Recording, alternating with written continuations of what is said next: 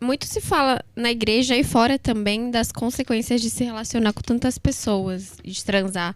Você sentiu alguma sequela nisso na tua vida? E como que uma prostituta agiria? Tipo, o passado dela, ok, Jesus perdoou, mas fica algo, né?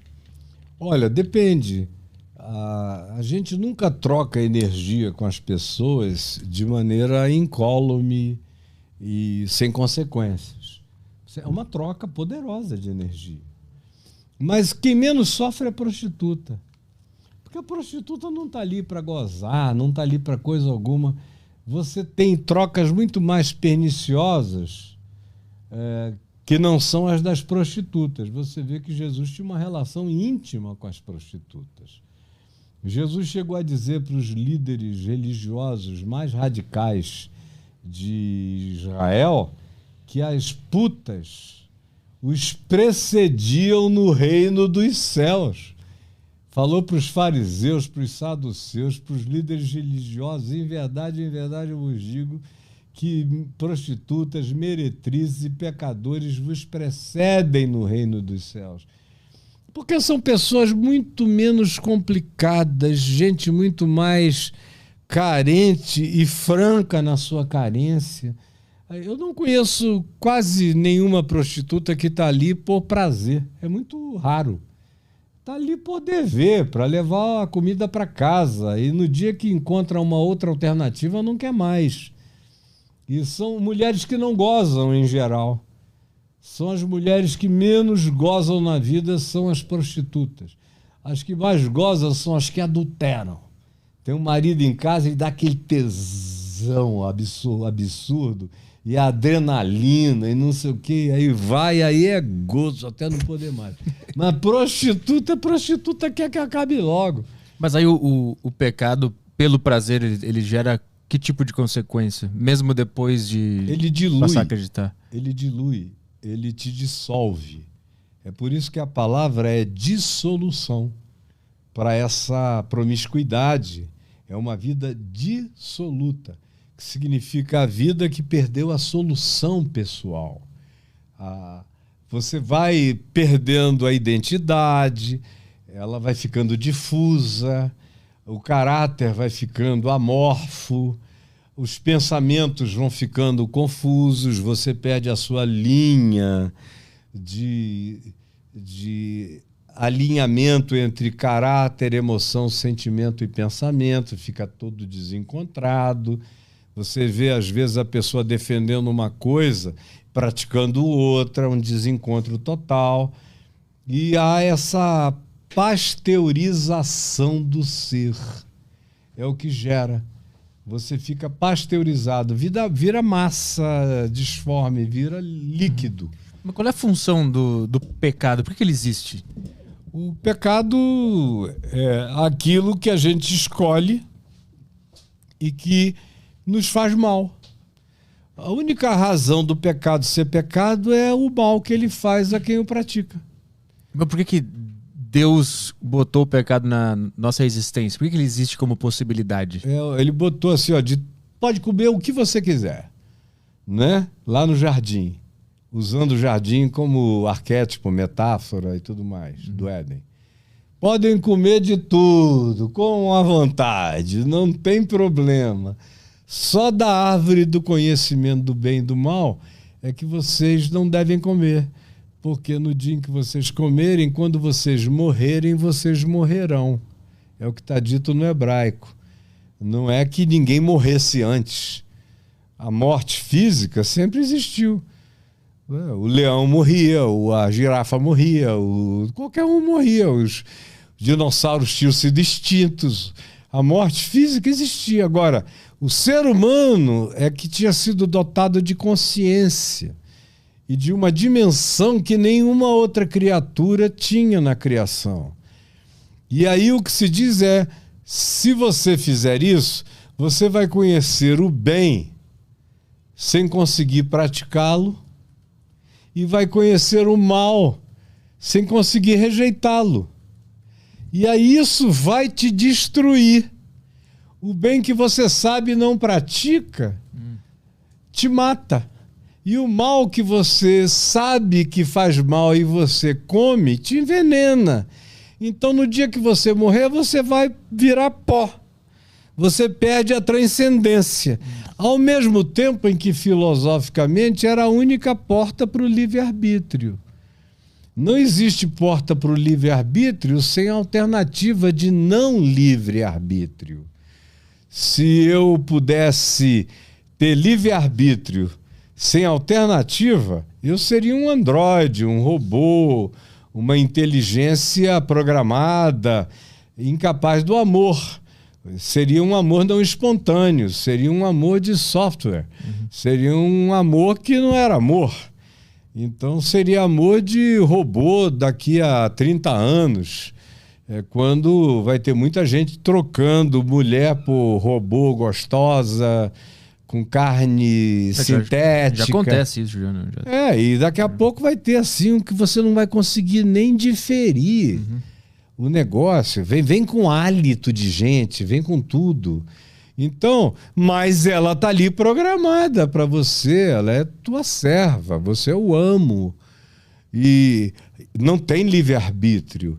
O livre-arbítrio só pode acontecer se eu tiver a possibilidade de escolher morrer. Eu tenho que ter a liberdade de morrer.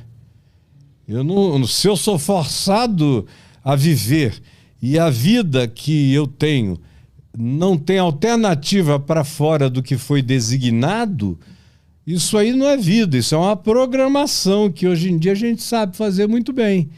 Agora, o arbítrio da escolha é o que torna tudo lindo, sublime e maravilhoso. Então o pecado tem a função de sustentar o livre-arbítrio. O pecado, ele é a porta dimensional do livre-arbítrio. Eu escolho não entrar ou eu escolho entrar. Como eu também posso escolher, para eu escolher o bem, eu tenho que ter a antítese do bem. Sem antítese, sem dialética, a existência não funciona. O que teria acontecido se a Eva não tivesse comido a maçã na analogia? Eles teriam vivido até o dia em que teriam morrido e teriam transcendido. Teriam tido seus filhos. Agora, é muito difícil você imaginar num mundo de carne, sangue, matéria e tudo isso, que a gente também não sabe quanto tempo aconteceu. Não era uma maçã, a Bíblia não diz qual era a fruta, só diz que era a árvore do fruto do conhecimento do bem e do mal.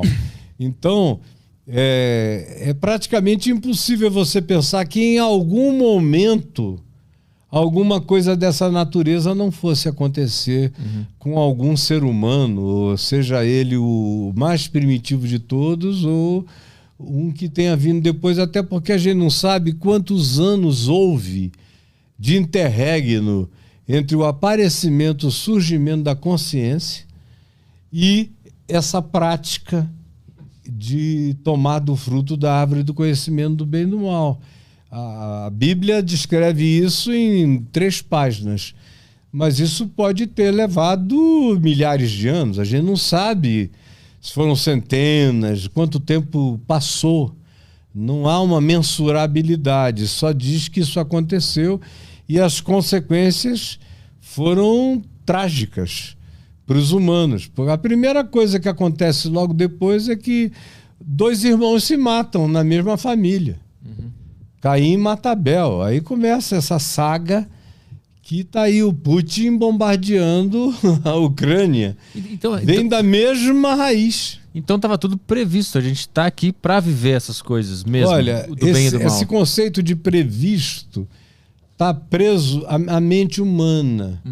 Que é aquela coisa que eu falei, que a história caminha naquela linearidade espiralada, Isso aí é o olhar humano, é o meu olhar. Agora, em Deus é Deus do tempo e do não tempo.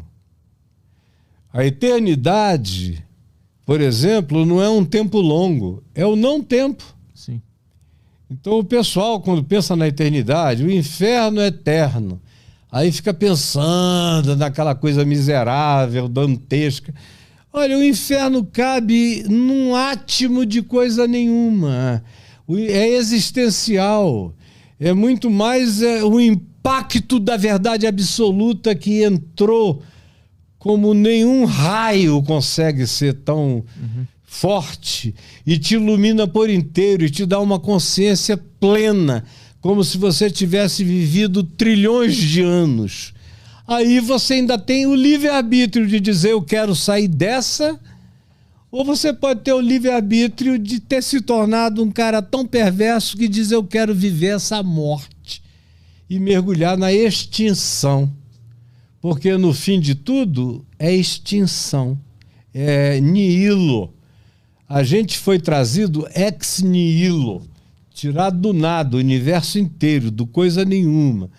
Aí hoje em dia, com a física, com toda essa evolução de conhecimento físico, você chega àquela ervilha primal, onde todo o tempo, todo o espaço, tudo estava concentrado naquele ente primal. Mas aquele ente primal é tão complexo que o universo inteiro estava nele e todos os outros universos e multiversos e dimensões e energias de todas as outras naturezas também estavam nele. Então não tem nada simples ali. Mas Deus trouxe aquela ervilha do nada, nada absoluto, do ex nihilo.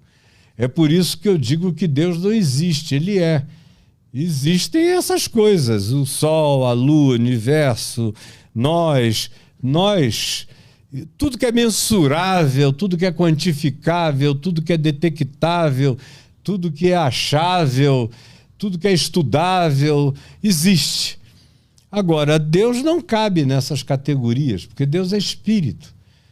O espírito não é mensurável. Mas ele também não é o que existe? As coisas que existem, existem nele. Mas ele não existe. E as coisas que existem não são ele. Existem nele. Mas ele, por assim dizer, é o tudo, nada, o nada, tudo. E ele não é nem tudo e nem é nada. Ele é pré-tudo e ele é pré-nada, porque o nada ainda é algo e o tudo é alguma coisa. Ele é. Aí, meu amigo, não tem filósofo que consiga acompanhar. É por isso que os filósofos não me chamam para discutir, porque a cabeça deles dá um nó. Eles aprenderam Sócrates, os pré-socráticos, os platônicos, isso e aquilo, os existencialistas, mas tudo tem começo, meio e fim, é tudo muito pobre. Mas dentro da lógica da história que a gente aprende, por exemplo, da Adão e Eva, existe ali uma lógica e uma estratégia acontecendo. Se comer do fruto, vai acontecer tal coisa. Tem uma lógica ali. Mas essa história foi criada pelo homem ou ele detectou essa lógica de Deus acontecendo? O que eu ia dizendo e não disse é que para Deus não existe passado, nem presente, nem futuro. Sim. A gente está aqui, numa deriva, né? Aí na minha cabeça eu te digo que Abraão existiu, que Noé existiu há mais de 4.000 anos, 5.000 anos, que Abraão existiu há quase 4.000 anos, que Moisés existiu há 3.450 anos, que Jesus foi há 2.000 anos. Mas para Deus, tudo está acontecendo. Adão está surgindo junto com o último ser humano que existirá. Então, a física entende bem isso, a física quântica, a mecânica quântica entende esse conceito. A teologia não, a filosofia não, e a linearidade do raciocínio humano não. Mas não é por falta já de evidência científica de que passado, presente e futuro habitam uma única realidade. Mas então por que a consciência que surgiu dentro desse cenário é linear?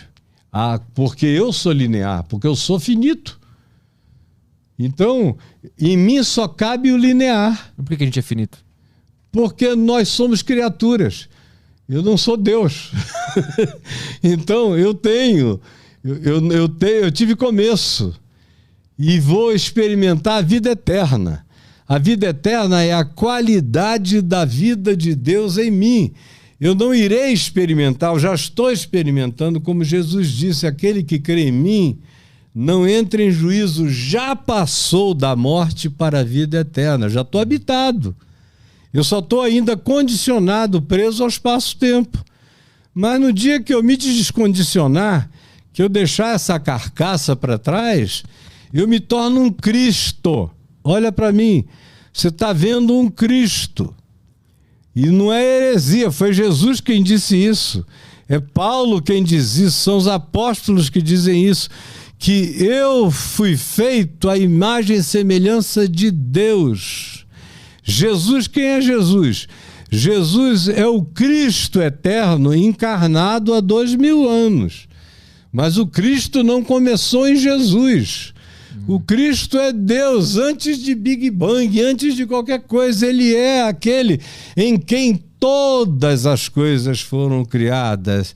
É aquela fórmula de João, no Evangelho de João, que ele usou o palavreado lá dos gregos pré-socráticos, do pessoal de Tales de Mileto, que foi quem desenvolveu o conceito do átomo e o conceito do verbo, como sendo a razão primal de todas as existências, a propulsão de todas as existências, aquilo que é de si mesmo.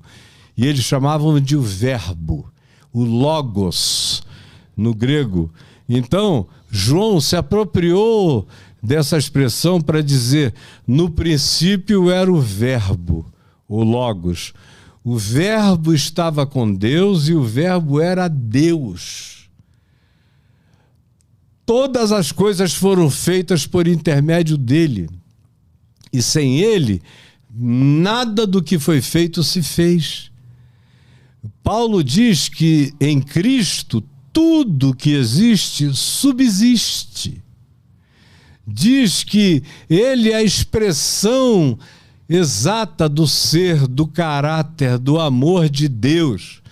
Porque esse Deus que é para nós só conceito, porque não dá para ir para além disso, ninguém nunca viu e nem verá. Quem o manifesta para sentidos e consciências, não só humanas, mas universais, porque eu estou morando aqui na Terra, conversando contigo, na linearidade do espaço-tempo, mas eu sei que existem dezenas de outros universos, paralelos a esse, diferentes desse, de outras energias, aquilo que a gente chama de anjo. É uma linguagem, é uma designação semântica dos hebreus. Significa mensageiro, porque quando os caras apareciam para dizer, olha, não faça isso, vai por aqui que você não vai se danar.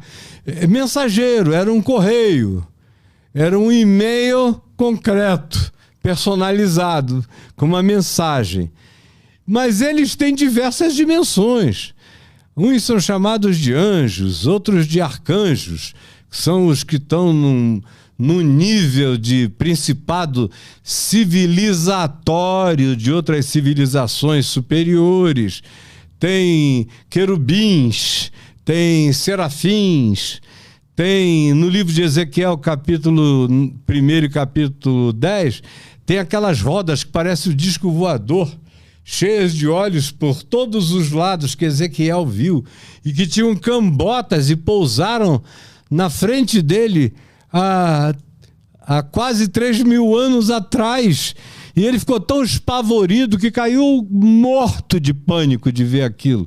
Se um equipamento desse, o cristal líquido ali da tela do computador do Caio, fosse mostrado para um cara primitivo, ele ia dizer que era mágica, que os deuses tinham aparecido e o Caio era o representante de Deus. Porque tecnologia e magia são mais ou menos a mesma coisa. Para quem não tem o conhecimento, é que a gente já nasceu nisso, os nossos filhos já sabem fazer assim, e com 1 ano e pouco já botam um dedinho no que querem ver. Mas a nossa tecnologia já foi a magia dos antigos.